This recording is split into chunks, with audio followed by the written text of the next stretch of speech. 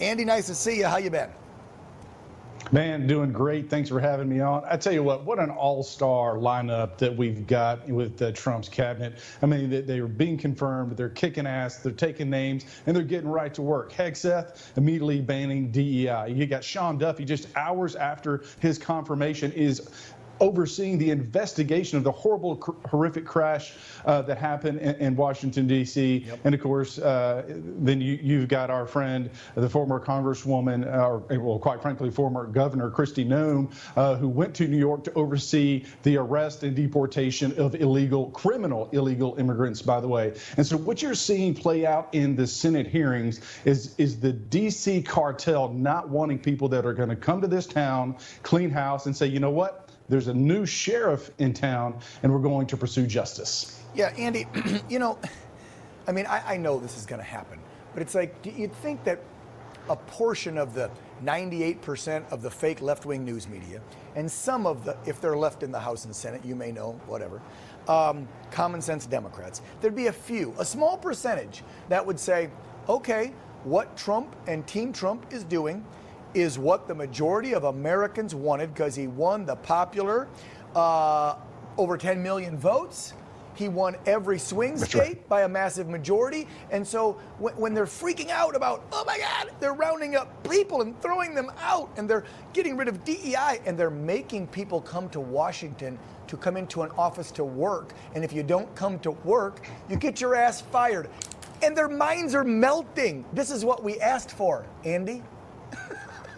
Oh yeah. I mean, again, it's a bit comical, if you will, entertaining, to see the left, their heads explode. So I offered a bill to essentially pre-authorize President Trump to acquire Greenland. I have a bill that would allow President Trump to serve a third term. And you would have thought I was sacrificing children on the courthouse steps, right?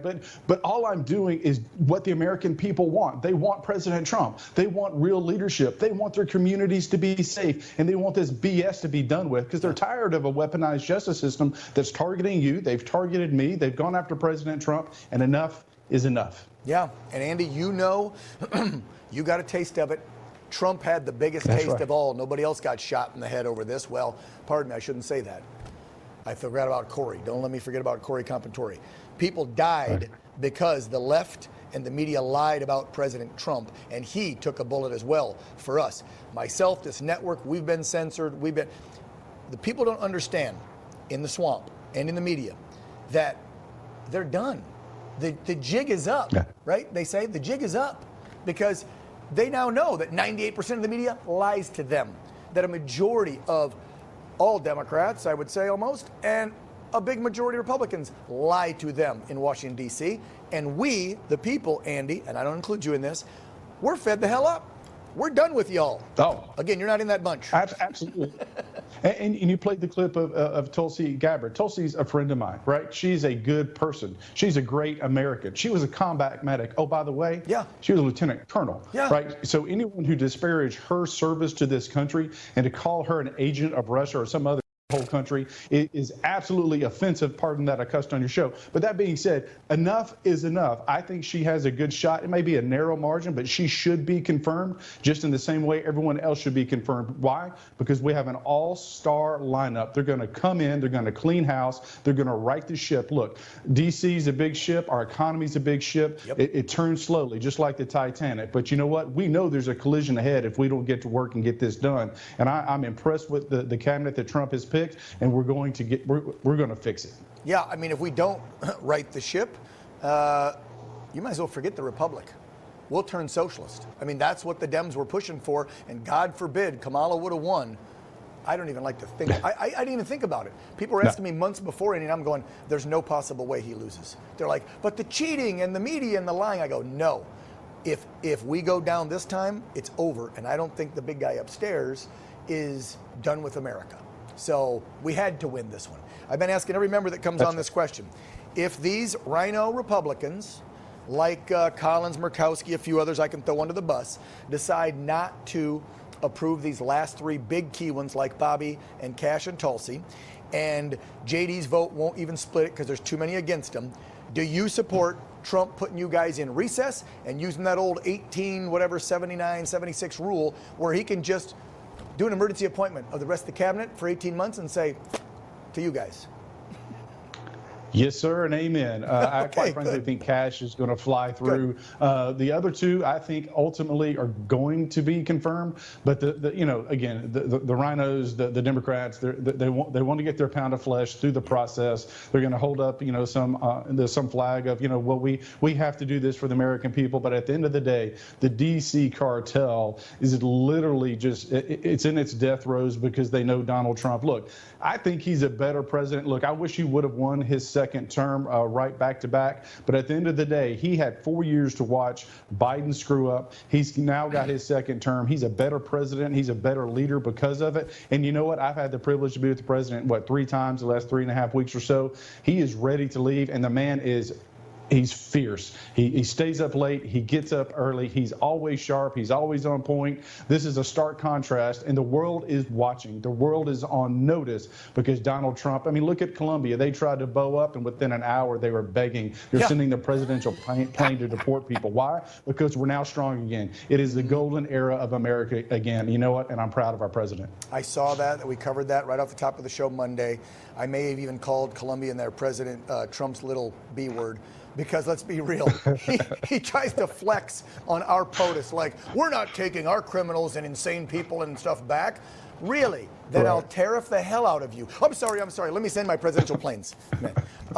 That's right. More idiots out there. Let me show you a clip from your esteemed colleague on the other side of the aisle.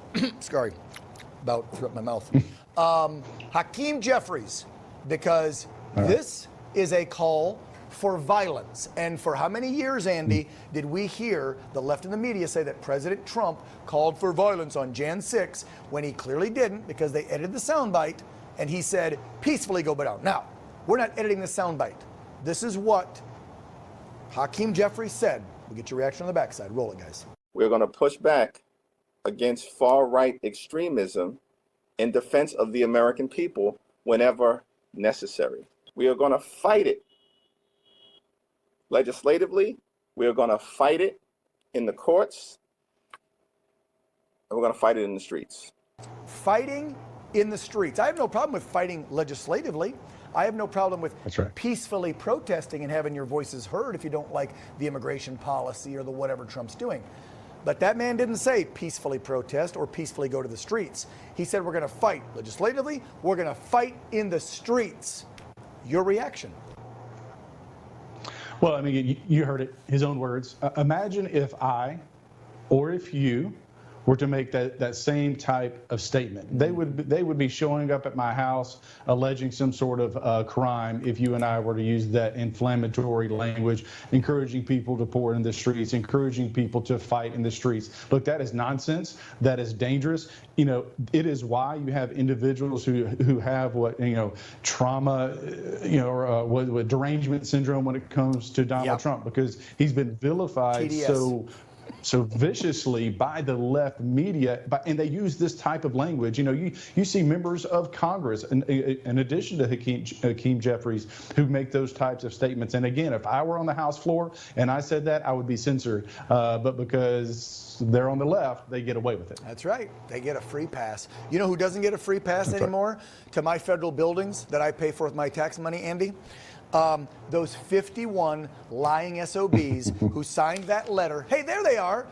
Many of them had their security clearance revoked. The 51 lying officers that signed that letter that said the Hunter Biden laptop was fake in the summer of 2020 when we, OAN, got a copy from Rudy. We flew a reporter to Ukraine to confirm it. We confirmed the contents. We aired it. And then, Andy, we were called Russian, disinformation, and puppets of Putin and Trump.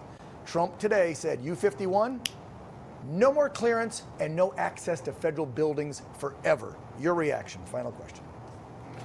Well, again, this is what's got to be done. There's got to be a clear message sent to some of these bureaucrats who allowed themselves to be infected by politics. You're in a role. You're there for justice, not political partisanship. Look, on your own time, you can vote for whomever you want. But when you're at work, justice has to be blind. And for them to blatantly weaponize their office against the president, against members of Congress, against Americans. I mean, you had a grandmother who walked on J6, walked into the Capitol, was in there for 2 minutes, turned around and walked out. And she was staring down 18 months in prison. You got to be kidding me, right? I know. And so, so that being said, kudos to our president for having the courage to follow through on that campaign promise to pardon those who went into the Capitol. And so with that being said, those folks deserve to have their clearances revoked. They deserve to be banned from federal buildings. Justice, again, I'll go back to what I said, new sheriff in town, and justice is coming.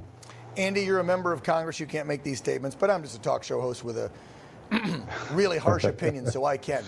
Mr. Jeffries, I accept your challenge. If you'd like to meet in the streets, I'd love to meet up and have a chat. Andy, Ogles, Congressman. Hey, man, you got some killer biceps, too. I'm just saying. They're a little smaller lately. I'm getting old, but anyway, thank you. Right. Appreciate you coming on, always keeping it real. Yes, Keep sir. the fight in that swamp, will you, Andy? Absolutely. God bless. Yep, God bless you. Take care. Stick around. What are we doing next? It's time to go woke for a little bit. Liberal heads, as Andy was just saying, are literally exploding.